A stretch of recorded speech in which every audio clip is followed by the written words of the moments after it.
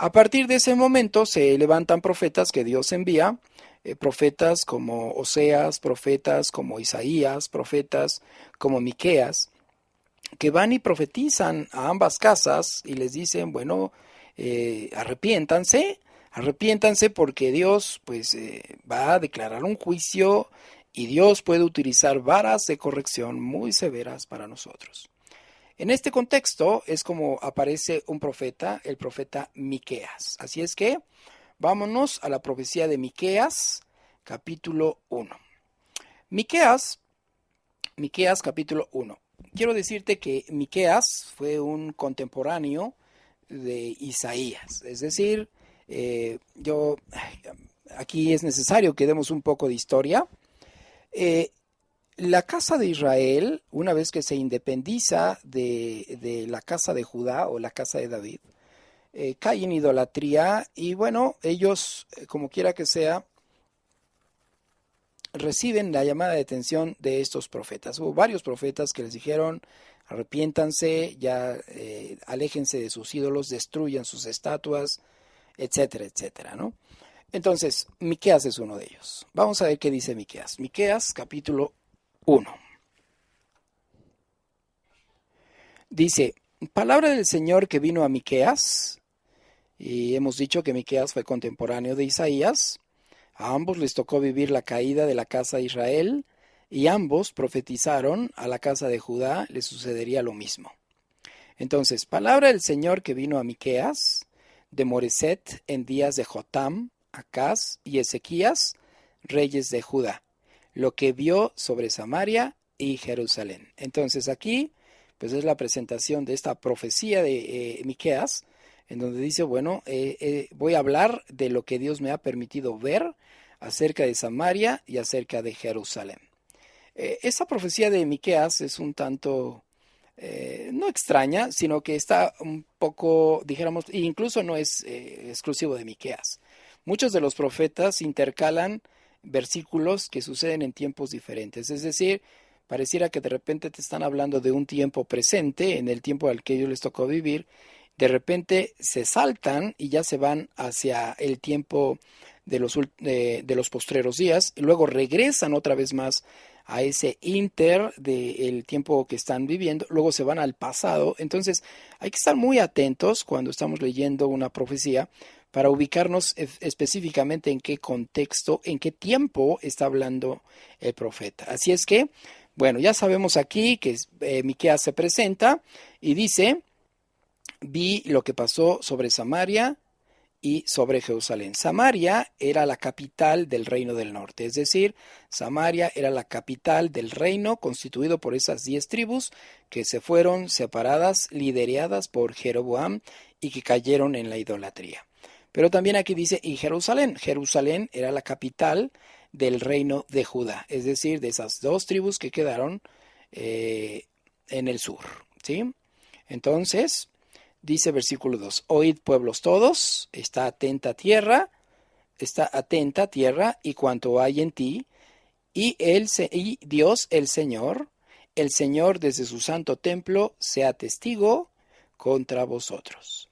Porque aquí el Señor sale de su lugar y descenderá y hollará las alturas de la tierra. Entonces aquí ya empieza fuerte porque empieza con una declaración de juicio. Dice, Dios va a descender y va a pisotear, va a hollar las alturas de la tierra. Versículo 4 dice, y se derretirán los montes debajo de él, y los valles se hendirán como la cera delante del fuego, como las aguas que corren por un precipicio. ¿Sí? Todo esto, ¿por qué? Por la rebelión de Jacob y por los pecados de la casa de Israel. ¿Cuál es la rebelión de Jacob? ¿No es Samaria? ¿Y cuáles son los lugares altos de Judá? ¿No es Jerusalén? Haré pues de Samaria montones de ruinas y tierra para plantar viñas, y derramaré sus piedras por el valle y descubriré sus cimientos. Y todas sus estatuas serán despedazadas. Aquí está hablando Cuando está hablando de Samaria, recuerda que está hablando del reino del norte, es decir, de esas 10 tribus que inicialmente cayeron en idolatría. Y todas sus estatuas serán despedazadas, y todos sus dones serán quemados en fuego.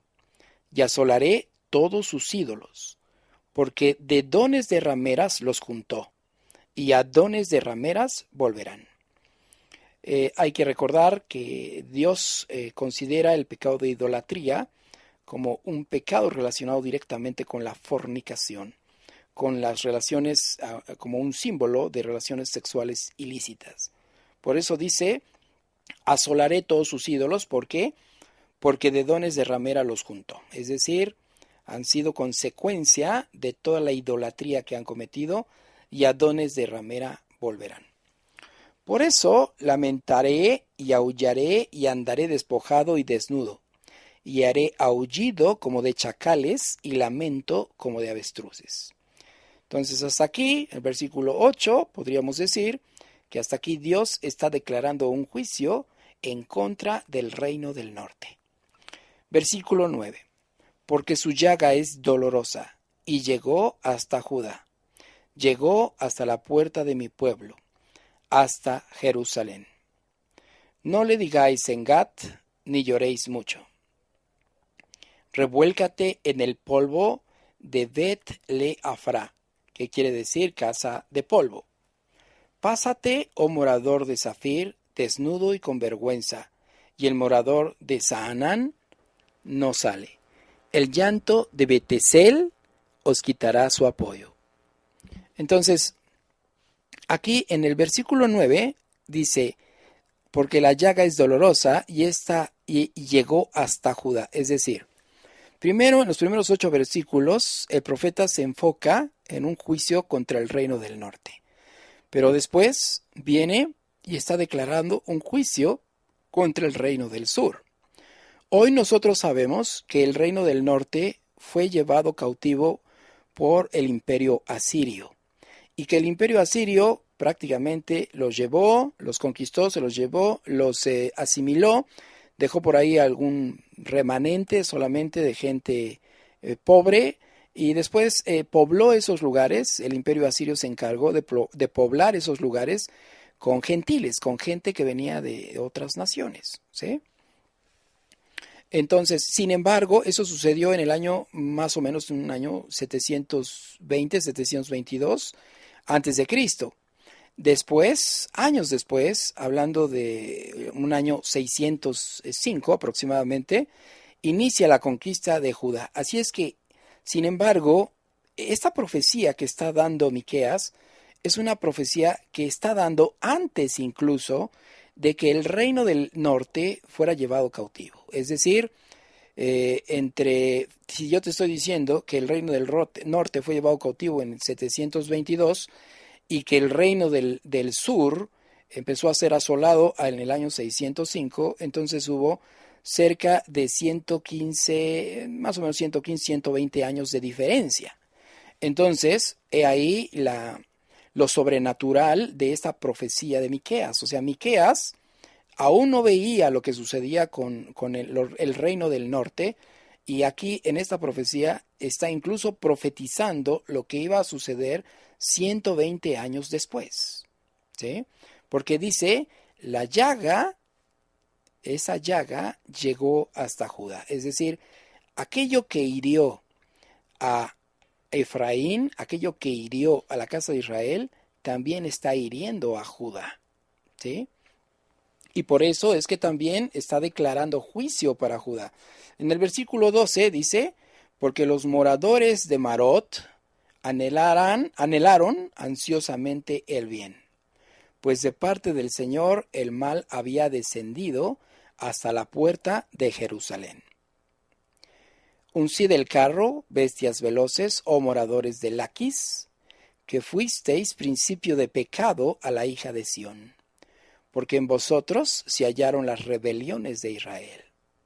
Aquí, cuando está hablando de Laquis, está hablando de una ciudad dentro del reino de Judá.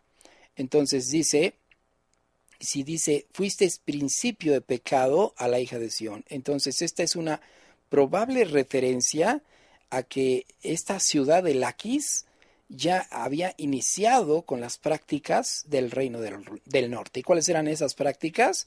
La idolatría. El pecado por el cual el reino del norte es llevado cautivo es por su pecado de idolatría. Versículo 14.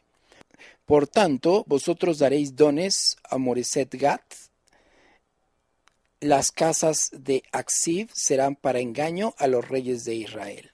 ¿Sí?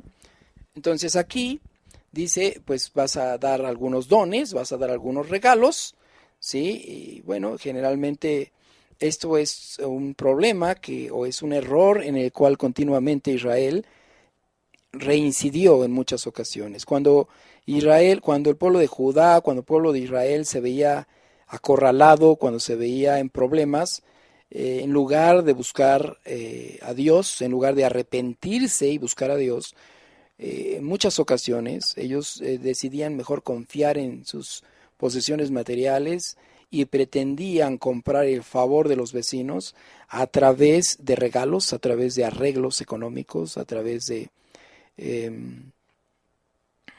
a través de cuestiones de dinero, ¿no? Entonces aquí ellos dice, en el versículo 14 dice, pues tú le vas a dar dones a Moreset Gat y la casa de Axiv será para engaño a los reyes de Israel. O sea, de nada te va a servir el querer pretender comprar el favor de estos lugares. Versículo 15 dice, aún os traeré nuevo poseedor, oh moradores de Maresa. La flor de Israel huirá hasta Adulam. Ráete y trasquílate por los hijos de tus delicias. Hazte calvo como águila, porque en cautiverio se fueron de ti. ¿Sí? Ahora vamos al capítulo 2. En el capítulo 2. Entonces, bueno, nos dimos cuenta en los primeros versículos que Miqueas está declarando un juicio. Obviamente está dando a conocer lo que Dios le permitió ver. Miqueas está declarando un juicio para la casa de Israel. Sin embargo, también está declarando un juicio que 120 años después se iba a presentar. Un juicio contra la casa de Judá. Por eso te dije al principio de la lectura de esta profecía que debemos de tener cuidado en qué tiempo está profetizando Miqueas. Ahora vamos al capítulo 2 y dice, ay de los que en sus camas piensan iniquidad y maquinan el mal, y cuando llega la mañana lo ejecutan, porque tienen en su mano el poder. Aquí Miqueas está haciendo referencia al abuso de poder, y lo vamos a confirmar de manera muy muy concreta en el siguiente versículo. Versículo 2. Codician las heredades y las roban, y casas y las toman. Oprimen al hombre y a su casa, al hombre y a su heredad. Ok, entonces aquí Miqueas está diciendo, bueno, ustedes han sido abusivos, ustedes han abusado de su posición de gobernantes, de su posición de líderes, y en el versículo 13 dice, por tanto, así ha dicho el Señor. He aquí yo pienso contra esta familia un mal del cual no sacaréis vuestros cuellos, ni andaréis erguidos, porque el tiempo será malo. En aquel tiempo levantarán sobre vosotros refrán, y se hará endecha de lamentación, diciendo, del todo fuimos destruidos. Él ha cambiado la porción de mi pueblo. Cómo nos quitó nuestros campos, los dio y los repartió a otros. Por tanto, no habrá quien a suerte reparta heredades en la congregación del Señor. No profeticéis, dicen los que profetizan. No les profeticen, porque no les alcanzará vergüenza. Y aquí, en este versículo 6, nos encontramos con una referencia de cómo los profetas de la prosperidad se han opuesto a la verdad desde tiempos antiguos. Como te das cuenta, pues las cosas no han cambiado mucho. Incluso desde aquel entonces utilizan los mismos argumentos. ¿Cuáles? Fíjate bien. Versículo 7. Tú que te dices casa de Jacob, ¿se ha cortado el Espíritu de Dios? ¿Son estas sus obras? ¿No hacen mis palabras bien al que camina rectamente? Entonces aquí en este versículo 7, pues prácticamente están utilizando exactamente el mismo argumento que los actuales profetas de la prosperidad utilizan